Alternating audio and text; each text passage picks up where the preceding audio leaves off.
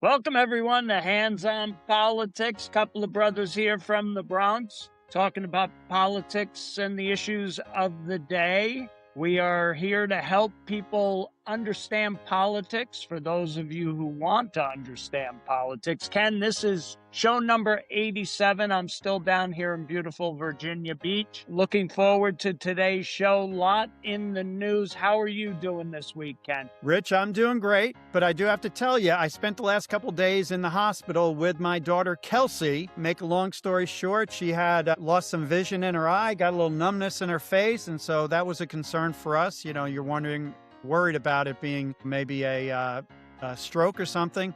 But she went into the hospital, got a million tests, probably cost $1 million.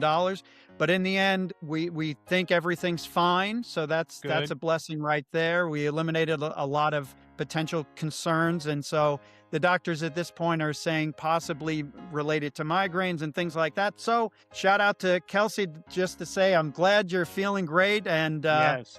looking forward to you being out of the hospital. Yes. Big hugs to Kelsey. Yeah. So, What is it? so Like 80 some odd degrees down there in Virginia? well, today is gonna hit around 80. We've had a good run of weather here, but it's supposed to go back down starting Wednesday. I think we're going down into the 50s again, 50s and mid 50s. But that's not horrible. But No, no, that's hopefully, okay. when you guys get down here, it'll maybe trickle back up. That would be nice. Yeah. So I just want to let our listeners know there is still a delay since you're down there in Virginia. Apparently, they don't have good Wi-Fi down there. So there is a delay. So you might see some pauses in between Rich and me speaking to each other. So, Rich, let me put up our agenda here. Yep. So, and I'll just mention a few things and then we can kind of get started. There's a lot of, obviously, the big thing in the news is the Iran war.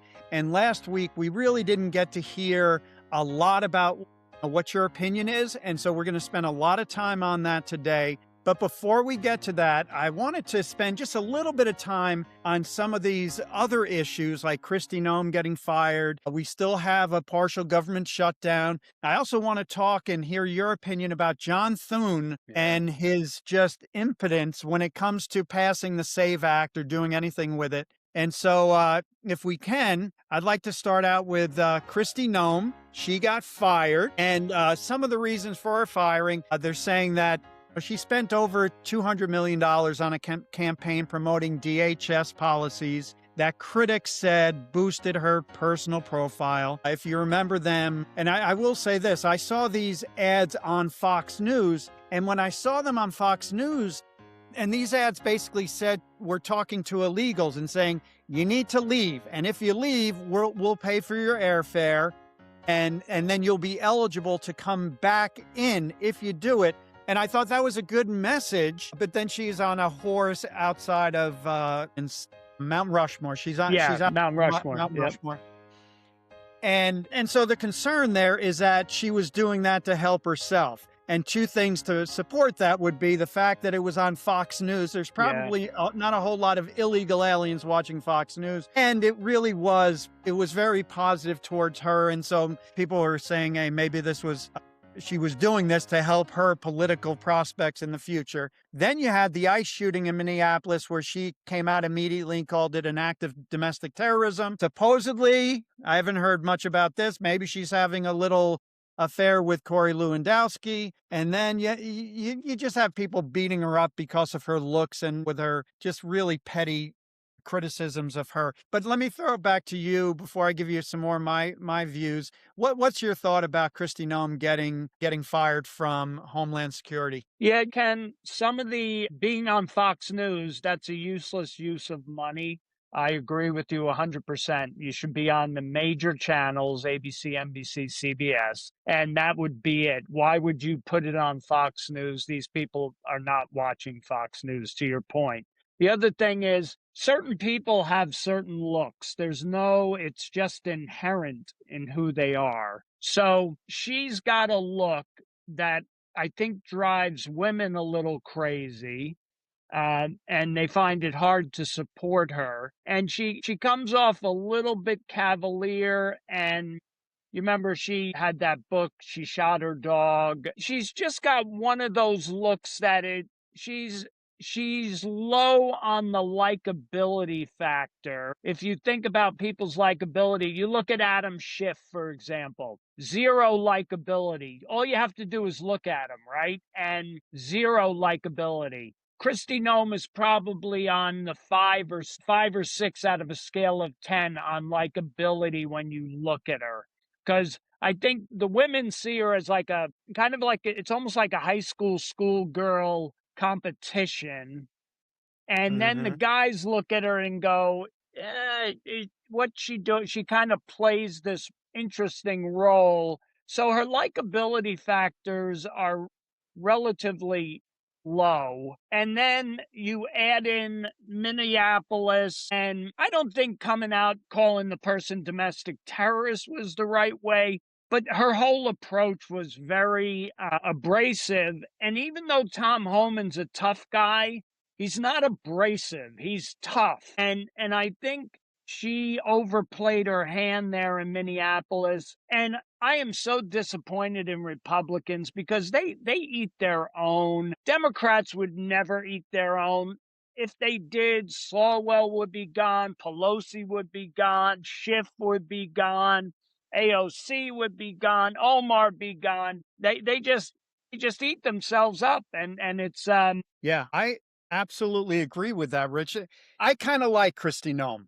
Now, I didn't personally like when she came out. What in retrospect was she came out a little too early when she called it an act of domestic terrorism. Not so much because it absolutely wasn't, because what Alex Preddy did was, people could argue that was domestic terrorism. When you're attacking ICE doing their job, that's a problem. But I think it just didn't work politically there. I think she came out just a little bit too early. I do Mhm. think that let me just say this. Well, let me say this. The first thing is, I don't mind criticizing Republicans, but let's not do it like we're Democrats. And what I Yeah. mean by that is Kristi Noem did a pretty good job closing the border. She was responsible for, yeah, she oversaw that. I'm not saying she was the only person responsible for it. She had Tom Holman, like you said, but I thought she did a good job. Quite a few people have either voluntarily deported or they've been deported by ICE.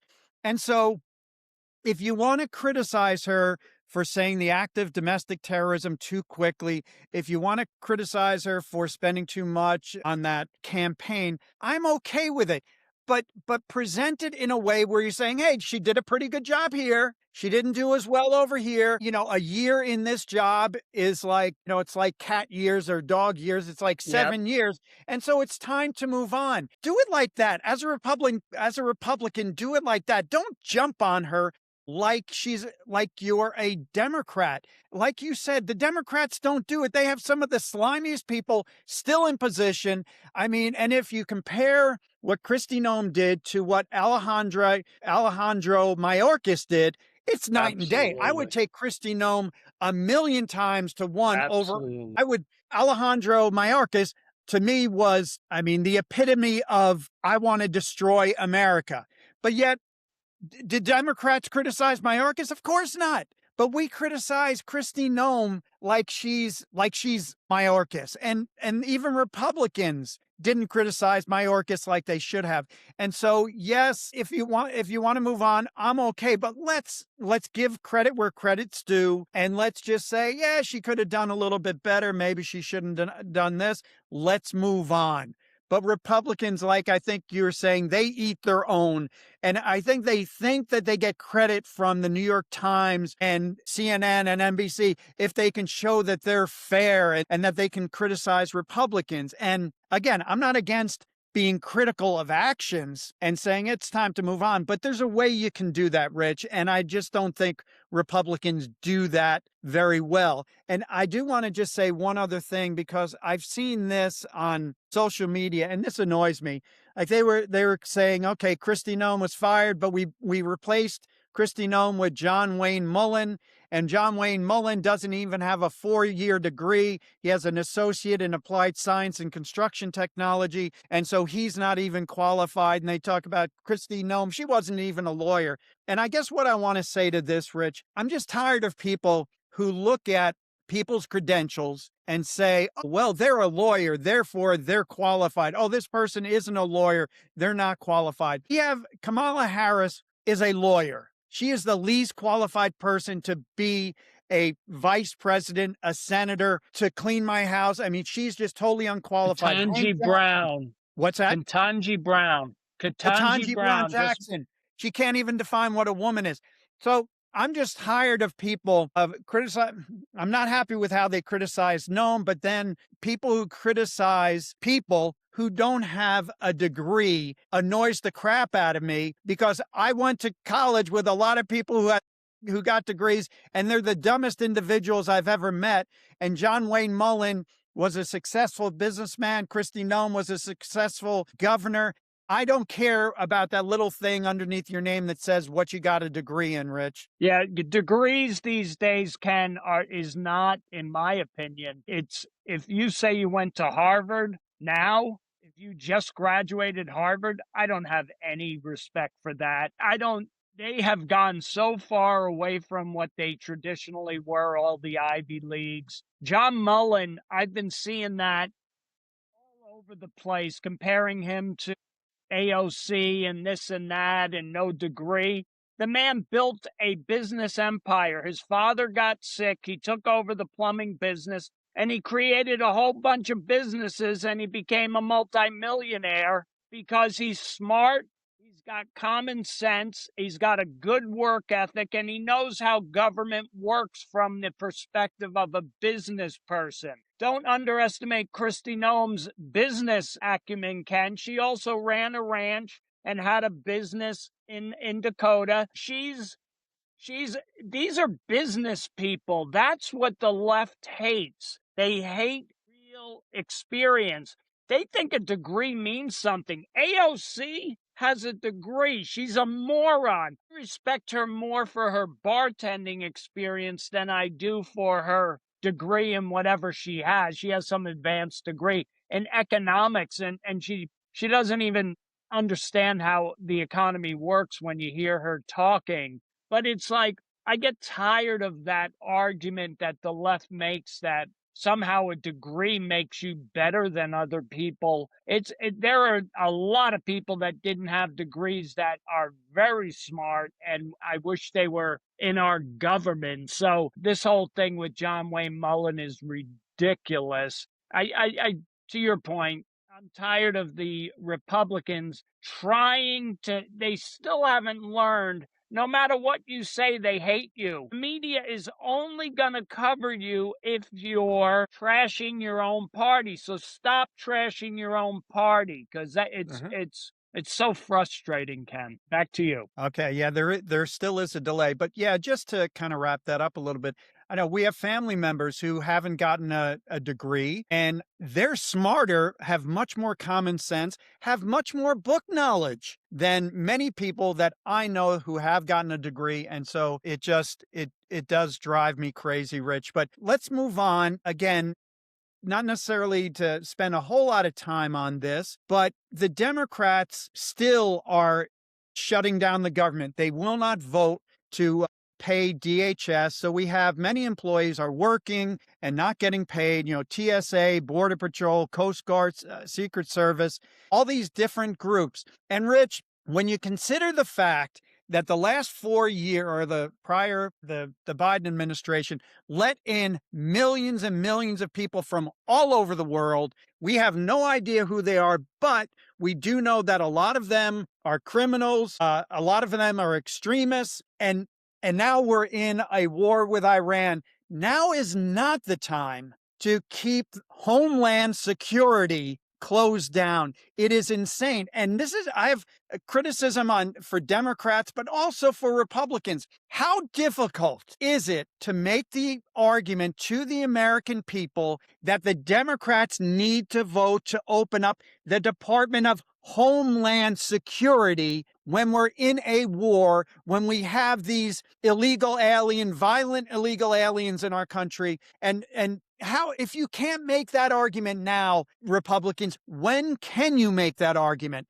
And we have just two, and this is more just for illustrative purposes. We had two people at Gracie Mansion who had improvised explosive devices that they tried to set off, and they didn't. Thank goodness they didn't. But we have these people. Previously, we had this guy from Senegal who killed 3 people. We have example after example of illegal aliens being here doing horrific things. And we can't make the argument to the American people that the Democrats have to open up the Department of Homeland Security or fund it.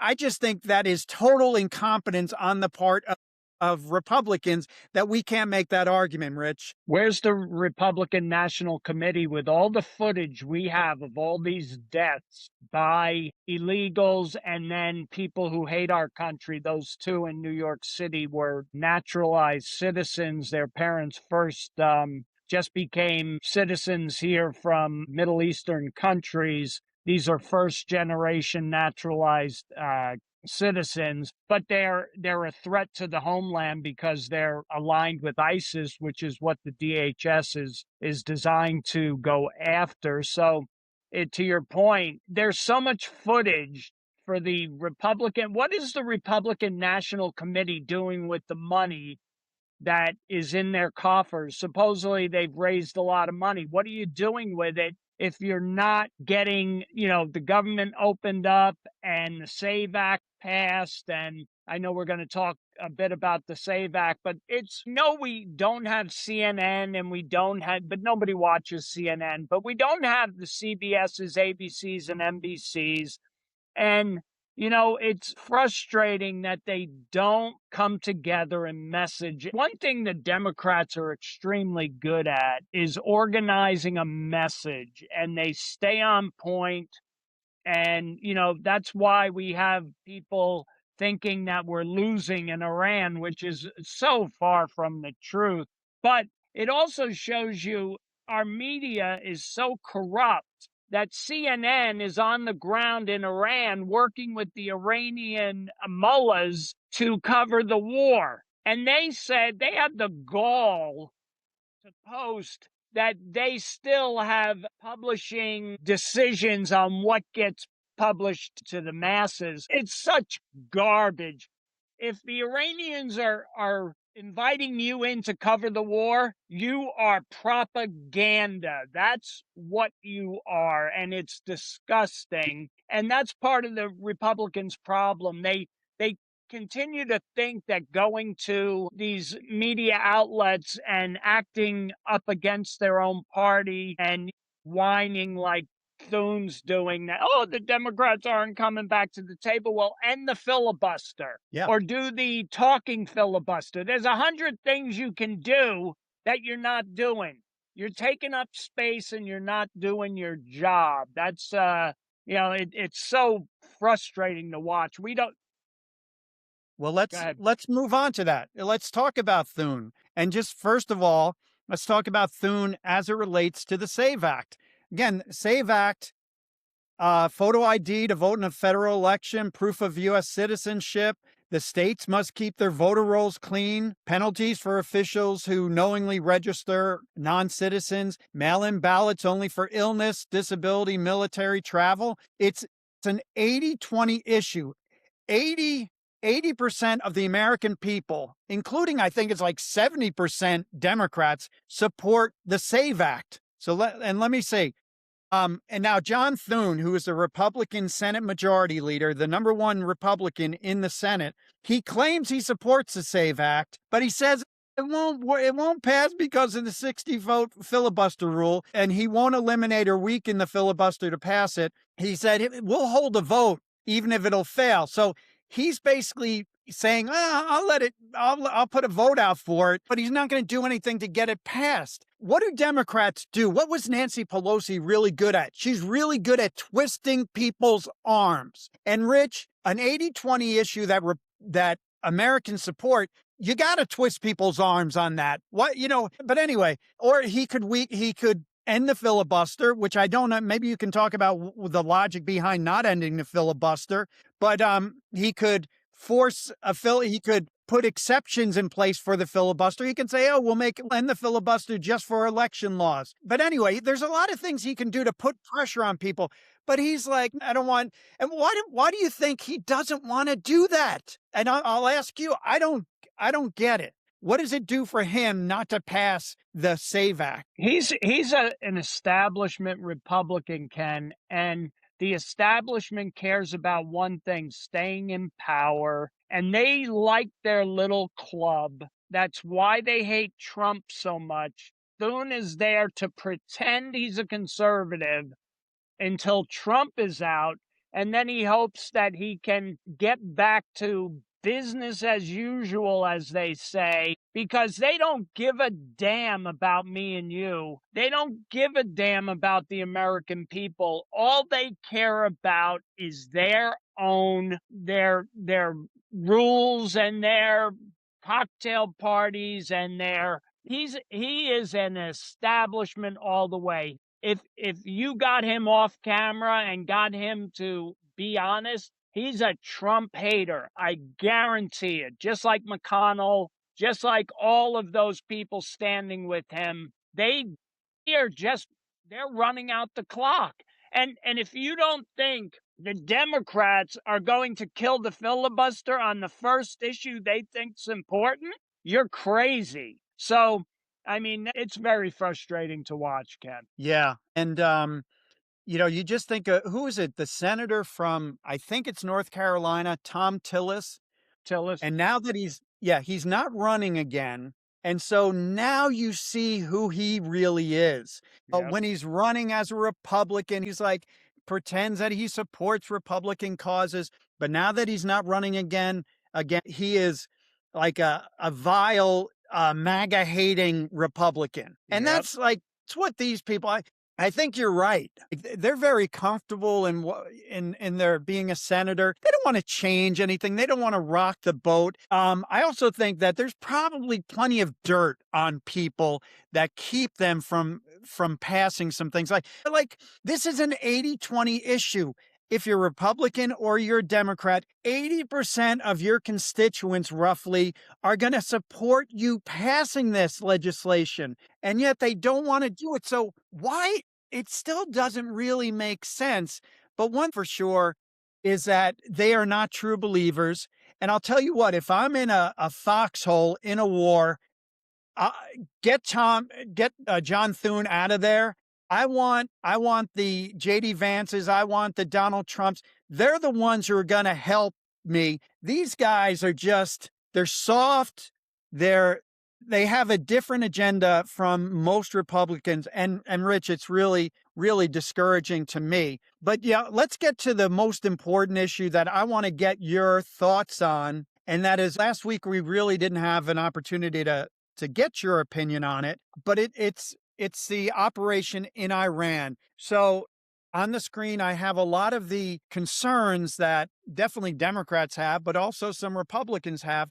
And I want to just kind of give the floor to you, Rich, to get your opinion on what's happening in Iran. And what do you think about it, Rich? Yeah, okay. I'm gonna looking at what you've got here. Unconstitutional, that's just the Democrats that totally disregard that. They only use the Constitution when it makes their argument. So that whole argument is, I don't even pretend that's no public support. That's BS as well. And the damage to the U.S. reputation, I actually think that it's improving our reputation around the world as a country that says what it does what it says it's gonna do. The ones that concern me, Ken, like you, I don't want this to go much further than once we've gotten rid of all of these the ballistic missiles, their capability to manufacture them, all of the things that Trump's doing, nuclear weapons, drone production, all of those places, just annihilate them. and get the hell out. And if the Israelis want to take out the mullah who took over, but nobody knows where he is because he's a coward and he's not coming out of his foxhole, they can do that as well. I'm done with. And the other thing is open up Hormuz, the because what? How are the Iranians even putting mines in the? Just bring in the battleships and just protect the Strait of Hormuz. So what's so hard about that? And get the oil flowing and get the price of oil back down because I'm done. President Trump came on the other day and he sounded like he's good with what's happened. And he almost had that, okay, we're almost ready to pull out feel. And then I saw one of the senators or somebody, and maybe it was Lindsey Graham, the man who loves war, talking about how this is a long term BS. Let's get the hell out of there. We don't need, let's go back to, we don't need their oil. The only reason oil has gone up is because it's in the Middle East and that 1% of oil is supposedly changing the dynamic of the whole, world market, which is BS. Our oil companies are screwing us when it comes to taking advantage of this, or the markets are just, doing what they do, which is over they're over emotional about this kind of stuff, and the president needs to put we've when are all these factories done? How many more missions? They know now what's left. How many more missions do we have to do? We don't have to announce it, but let's put it on the agenda so that I can start saying we are in the last phase of the operation and we're coming back home, and Iran can do what Iran wants to do when it comes to regime change. We're just getting rid of the Ayatollahs, and we've annihilated their capacity to be a threat around the world. God bless the Iranian people. We're coming home. That's what I want to see, because it's so sad how little attention span Americans have to free up the Iranian women. We're supposed to be this human rights country, and these Iranian women are being totally, totally abused in Iran by this regime. And we don't even have the capacity to absorb 20-cent gasoline prices per gallon. But I don't want to risk for the media making us look bad. And they are going to use this for the midterms, and we need plenty of runway before the midterms to get back on track here, get oil prices back down, because the summer market's coming and it always goes up in the summer. We need that to come down. We need to get back to business here, and we need to bring our men and women home and keep the casualties at a 7. God bless them, and come on home, and let's turn to the domestic agenda, get the SAVE Act passed. Let's get back to our American life and start just moving forward. That's kind of my thought. Okay. Well, and I think you're finished there, Rich. Here's some of my concerns. One is that when we do pull out of Iran, I think President Trump got a little too cocky. The whole operation in Venezuela, going in and taking out Maduro, worked perfectly. But now the difference between Venezuelans and Iranians, I think, is that there is no history of Venezuelans engaging in suicide bombing. And I say that, I don't know, maybe I don't know that Iran is really engaged in suicide bombing. I know in Iraq and Syria and some of these other places, they're definitely, and maybe Afghanistan. But I'm concerned that Trump thought this would be nice and neat and clean. And I'm not convinced that it is going to be nice and neat and clean. One of the things that you and I talk about pretty often on HOP is that week to week, there's issues that Trump is working on, and like he's just attacking things every week, something big, something he's attacking an issue that's big. And then the following week, you forget what he did a couple weeks ago because he just moving on and on and on. I'm concerned that Iran is not going to be one of those things that we're going to forget about in 2 weeks. I'm concerned that it's going to be something that's going to be there every week moving toward the the midterms. And Trump, he did say that he wasn't going to engage in wars or something along those lines. He promised lower gas prices. And this just I thought he figured out the recipe. And that recipe was that if you have a country, especially in the Middle East, that's threatening the United States or threatening our interests, we can just go in there, drop a bunch of bombs, take out their nuclear site, maybe take out their ballistic missile site, maybe take out their weapons cache and all that. And we would never have to get too involved with like regime change. And I know Trump, we don't have troops on the ground, and I don't think we're ever going to get there. But this just seems like it's going to lead us in the wrong direction. And I really hope and pray in a month from now, I'm 100% wrong. But then the messaging. Listen, I love Trump. I love his policies, but you and I have always said that he speaks Trump. And you have to kind of figure out what he really means. And we know that he's not a disciplined speaker, but when he says one thing, when Carolyn Levitt says another, and then when Hegseth says something a little bit different, it's making it difficult to defend his policies. And he needs to be more disciplined, especially in something so serious as war. And let me say this, and I'll pass it back to you. Over the last few days, I mentioned that I was, with Kelsey, and so I haven't been exposed to a lot of the news, and so I'm reading a lot of headlines, I'm reading articles, and I'm getting it from mainstream news, and so maybe I'm not getting the full story, and so I admit that. But right now, it seems like we are on the defensive on a lot of issues, and the Democrats are getting them for you promise lower prices.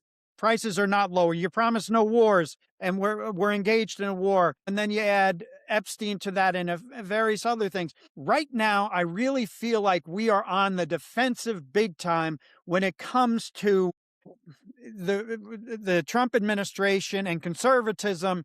And I don't like it because we're on the defensive against people who are crazy. We're on the defensive against people who allowed in millions of people illegally into our country and support the craziest things. And that is really frustrating to me that we're on the defensive, or at least it seems like it, against people who are crazy, Rich. Yeah, here's two major things. One point that you made that I think Trump needs to hear is stop doing press conferences during this. He needs to stop. Just stop, because he is not disciplined when it comes to anything. He's too used to small issues that don't matter that much. He's brilliant about playing the media. On some issues, I might agree with that. When it comes to something as serious as what we're talking about here in Iran,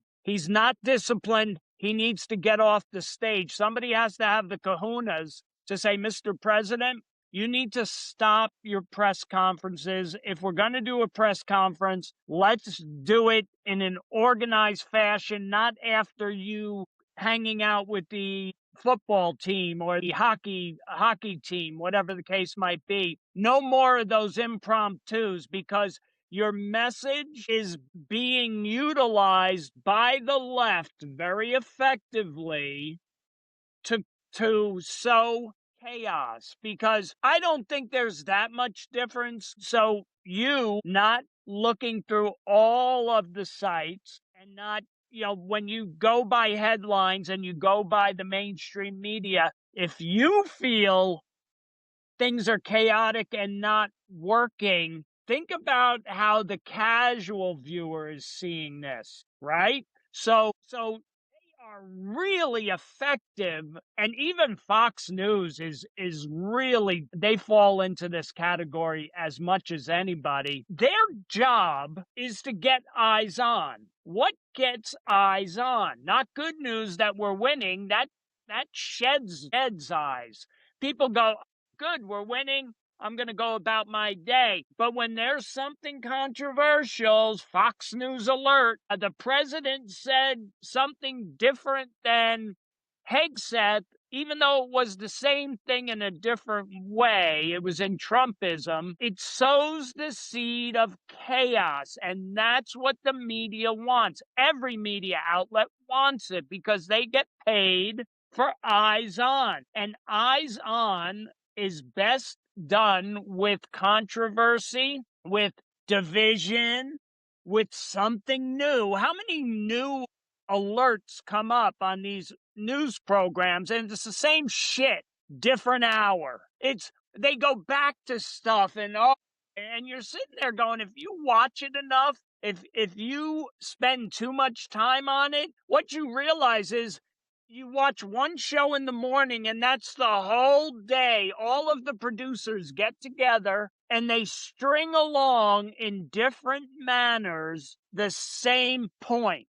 with different guests, sometimes similar guests, but they Yeah. all do it. CNN does it, MS Now, the talk shows, they all do it. Boom, the alert. Why do you think they do the alert every time they come on? It's that dopamine hit, just like social media. It's like notification. I wonder who that is. Notification. I wonder who that is.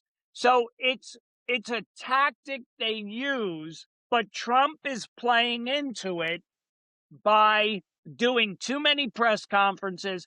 Think about it, Ken. We're old enough to know, go back through time and think about presidents during any kind of conflict. How often do you see them up there? It's usually the Department of Defense, the State Department. It's not the president. The president is giving too much access, and he's causing his own problems. He just doesn't realize it. And I sometimes I just wonder who I would love to be a fly on the wall within his inner circle to see if there are enough people giving him information that he needs to hear, although might be hard to say to him. What I'm saying? Over to you. Yeah. The person in his circle that it seems to me probably has a lot of sway with him is Susie Wiles. I think he has a lot of respect for her, but I do, you know, and listen, Trump's style has led to a lot of good things, a lot of good things. And right now, it's not, we got some problems. We have messaging problems for sure, but definitely when it comes to war, that's a whole other level. Even like in Madura, you can say that was a military operation. That wasn't, I mean, Yeah, it was done. It was an amazing military operation. But what's happening in Iran is more serious and it deserves to be handled seriously. And so, like, when I see Cain, General Cain, raising Cain, he's a very subdued, humble, reserved person. That's the type of person you want to have speaking when it comes absolutely. to, because people die. And thankfully, I don't know, it's under 10 as far as I know. And I just pray that it doesn't get any more extensive than that. But it just, you cannot be flippant when it comes to war. And so I would say raising Cain needs to be kind of the face. Maybe if you want somebody to speak from a political standpoint, make that JD Vance. Donald Trump just needs to say, he needs to be given his talking points and just say, listen, Iran was the number one state sponsor of terrorism. After our negotiations with them, we were very concerned that they were closer to developing nuclear weapons than we thought. And they told us that much. And we just decided that it's in our best interest to go after them. I'm putting it into our military's hands and we're going to let them handle this. I want this to be as quick an operation as possible. And we pray that it will be. but we are going to finish the job. We're going to do it without ground troops. We're going to do it without with it's not going to be the next Iraq. It's not going to be the next Afghanistan. Just keep it nice and simple. And then say on a daily basis, you will get updates from General Kane. You'll periodically get updates from JD Vance. But that's all I'm going to talk about because I'm focused. Like, that's an important thing for the world, and I will stay in tune with it.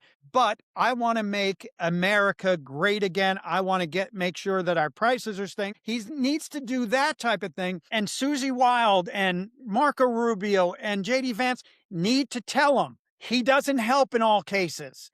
No, He's great in certain ways, he's but he's not great. yeah, he's his own worst enemy at times. What's And he's he's his own worst enemy at times with the way he approaches issues because he kind of poo-poos the press, and that works on certain things, but when it comes to war, you got to be very, very serious about your response. What I'm saying, it's like, and what the president needs to do, to your point, exactly what you said, hand over the messaging to the military and then for the Iran conflict, and then get back to the SAVE Act and spend some time on Capitol Hill lobbying with Thune. Go set up some meetings with Thune and with Speaker Johnson and get legislation passed so that people see that you are on the domestic issues, because the press is acting like he's just given up on everything that's important to the Make America Great movement, which he hasn't done, but force them to follow you into the Senate, into Congress, meeting with congressional leaders or having them to the White House, whatever the case is, and focused on the agenda, the midterms, and all that. That's where he has to go. Susie Wild needs to get him refocused because he's doing a lot and it's all good stuff. Some of it's kind of marginal that I really don't care too much about, but it's one of those things that the important stuff he needs to get focused on domestic, let his commanders give us updates, and then get us the hell out of there as soon as possible. But because to your point, Ken, Iran's a big country. They have a lot of resources. And right now, if he's destroyed nuclear capabilities, ballistic missiles, drone manufacturing, we can keep an eye on it, pull back a little bit, stay engaged in the Middle East, but get it out of the headlines and move back to the domestic agenda. Okay, I think you're done there. Now, great points, Rich. I mentioned when we were talking about John Thune, twisting the arms of maybe some Republicans, maybe some Democrats, say, you're not going to be on we'll take you off this committee, that committee. There's different things that can be done. I think it's time for Donald Trump to bring John Thune in and start twisting his arm, and Barrasso from Wyoming, and the leadership in the Senate, because it's more than a problem. He needs to twist their arms and say, well, maybe I'm going to do some campaigning out in North Dakota or South Dakota or Wyoming. You need to get with the program. And Trump needs to start calling out people. We have a small window here to get things accomplished. Hopefully the Republicans will maintain the House and the Senate. That's going to be tough. But if they don't, we just have a matter of months to get some things accomplished. And this SAVE Act will have long-term positive implications for Republicans because it's everything that the leadership in the Democratic Party doesn't want, because they use it to get votes. They use it to cheat. So, Trump, you need to start twisting arms. And I'd also say, I'm a strong supporter of Republicans, but we need to start calling these people out. The Thunes and these people who and like Murkowski I think that's her name, in Alaska.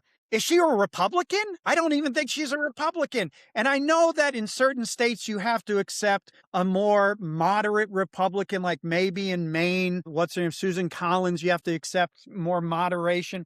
But I'll tell you what, we have a lot of senators in conservative states, John Cornyn being one of them, who don't act Yeah. conservatively. And we need to take this opportunity to put pressure on them to get them to go along with a conservative policy program. And Trump needs to do that and focus on that as opposed to being focused on some of, the things that we're talking about, Rich. Yeah, no, he needs to, Trump needs to put a pause. He's got a lot of great stuff going on, but I want some follow up now. Instead of opening up new issues, let's go back and start looking at fraud in the Medicaid, Medicare system in Minneapolis, New York, LA, all of the major blue cities, Chicago. Let's do a list top 5.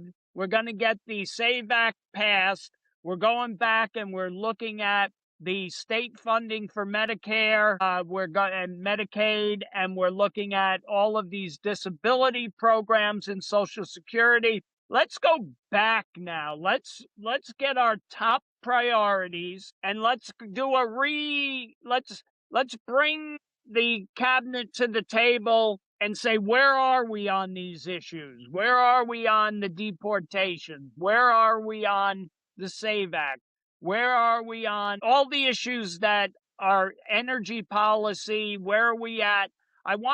We're not introducing anything new. We are going back and looking at what we have uncovered, Doge issues. I mean, we posted a video on Hands on Politics 2.0, Ken, on Facebook that got huge amounts of views. And by the way, our engagements on our videos are over 250,000 views. I think that's pretty impressive. You're doing a yeoman's job on there. I don't post as much as you do. But one of our videos is about the woman who talks about making maps gay, which I have no idea what that means, but we were spending money on that. And the woman is like serious, but it looks like a Saturday Night Live skit. And we need to go back and look at all of the Doge stuff. Is all that money stopped? Are all these NGOs closed? Let's go back and look at things that we've already uncovered and where they stand now. Where are they now? Let's go back and redouble back on the issues. Doge, fraud, the SAVE Act, and let's start digging in instead of opening up more entries, and let's get some focus on the things that if Trump accomplished everything that he's done so far, it would be epic of a term, and he's only just over a year into it. It would be epic if we go back and get all that fraud, all of that Doge money, all of the energy policy, all of that, all the tax cuts, everything this would be an epic 4-year term in 1 year. But we got to go back and make sure the stuff is getting done. Is the fraud dug out? Are these people being deported that have defrauded our government of Medicaid? These illegals that are getting our money out of Social Security and Medicaid and all these programs, have they been deported? Have they been prosecuted? Let's on all the great stuff that's already been done. Which I think that's a great idea. Trump talked about campaigning across the country. I'm not sure what the best format for what you just talked about is. Maybe it is a campaign across the country. Maybe it's a cabinet meeting. But I think you're right. See, right now, I'm going to read you something. Let's see where this is. It's the whole chaos narrative, right? That the Democrats and the media are promoting, and this is Joy Behar, who is a lunatic. She's on The View. Every day I wake up and he has created more chaos, more misery around the world. The economy is going down the toilet. Gas prices are going through the roof, and we're in the middle of this. And I feel like we're pretty much helpless because the Republican Party won't stand up to it. But I guess the point is chaos. They want to talk about this chaos. And to your point, he has done so many really, really good things, at least initially. And do we know where they stand? Not exactly. We know that some things have really moved along pretty well. But what doing what you're suggesting would do is just it'll remind Americans, where were we before Trump came in? And what are the things that he's done to make America great again? How many are the borders still closed? Are we still deporting the illegal aliens? How is the energy industry doing? What about DEI? Because I still hear DEI and these other affirmative action. You still hear that we're still doing it in certain areas. So we need to, Americans, like I think you said, they do have a short memory span, and especially for those who don't follow politics very much. And so we need to remind them. Like I'll even use my son Cameron. Early on, it was only like 3 or 4 months into it when the border was closed. He's like, "Yeah, we closed the border, and that's done. You can't just talk about closing the border." Well, and I take him to represent what is a typical voter. To me, I'm like, well, we can't forget that, because the Democrats would have had open Right. borders. And so we need to remind people what Trump has done. And so just bringing things back around and saying, okay, where do we stand with this? And having the cabinet talk about it, or having Trump talk about it. Although I like the cabinet talking about it because he has some very good people in the Oh, cabinet. yeah. Yep. Who's the interior guy? Burgum. That's I love Burgum. Burgum. Burgum's a great guy. Transportation, energy. We have some great guys, and getting them out in front, talking about what we did initially, where it stands now, how much more work needs to be done, and what the Democrats are doing to thwart the us accomplishing these goals. That's great messaging out there. And so yeah, I think I hopefully Trump is doing something, because the last few weeks have not been good when it comes to the messaging, and we need to recapture the message and get back to basics. And hopefully he does something like that, because it's very frustrating for me to look at social media, to look at TV, to have discussions with people that I know, and they're concerned about the chaos. We got to get away from that, Rich. Yeah, and and Ken, we'll wrap up here in a minute or so. But what I want to know from the cabinet members, to your point, that's a great point. We need to get back to the cabinet meetings, but allowing the cabinet members to do an update. Give me the top 5 things. So, for example, I want to know from Duffy, where are we at with the upgrades to the air traffic control system? Right? Wasn't that such a big thing in the beginning? But people forget about that. Yeah. So, Yeah. what was that? Where are we at? How about Department of Social Services? Where are we at with the Medicaid fraud? There's a whole bunch of it out there. So, where are we at on each project, right? All of the cabinet members go through their top three issues and give an update so that we know where things stand, and force the media back onto the messaging of the domestic agenda. And then when they talk about the Department of Defense, there'll be a separate briefing with the general, with Kane, but leave that out of it and go back to the domestic issues and refocus and get a handle back on it, and take away this narrative of chaos, because they're doing a great job at it, but the president is feeding into it, and that's the problem. Yeah. No, I think you make a great point there. You just think of, like I said, he has a great cabinet. Sean Duffy at transportation, Chris Wright at education, Doug Collins at Veterans Affair, Brooke Rollins, a lot of good people. And I'm just reminded when you talk about their top three things. I think of UPS on a quarterly basis. We'd have to talk about the projects we were working Yep. on. and Absolutely. uh, and give updates to whoever it was. There are times where you're like scrambling. Oh, I didn't do enough in this particular area. But the thing with the Trump administration that they do have a lot going on. They are making a lot of progress. So unlike a Democrat when it comes to like a Bill Clinton or a Barack Obama or Joe Biden, where they have to make up stuff. You think back Yep. to the State of the Union, all the things, the accomplishments that Donald Trump talked about, they were true accomplishments. And his Right. cabinet, they are truly accomplishing things, but are they in the news? No, of course not. So maybe you need to force that stuff in the news, and I think that That's that'll be a because much more positive message. Yeah, absolutely, Ken. And that's because the president is sucking up all the oxygen and he needs to stop it. And that's where Susie Wild comes in and says, Mr. President, we need to let's let some of your cabinet members speak to this because we need to take away this chaos narrative.